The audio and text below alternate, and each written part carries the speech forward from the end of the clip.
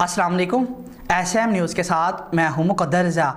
SM news studio में खुशामदीद। खबरों का सिलसिला बढ़ाते हुए खबरशान करते हैं कराची से।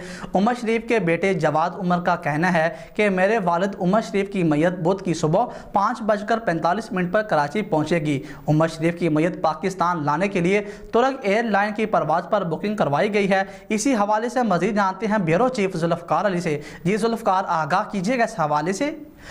जी बिल्कुल, उमर शरीफ की मैयत बुध को पहुंचेगी, जबकि अब्दुल्ला शाह गाजी के मज़ार के हाथे में कब्र की तैयारी शुरू कर दी गई है।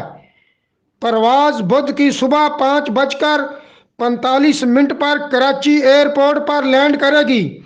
अदाकार उमर शरीफ की बेवा जरीन गजल अलहदा परवाज से वतन वापस आ रही हैं। जर्मनी में मरहूम अदाकार की नमाज जनाजा अदा कर दी गई है।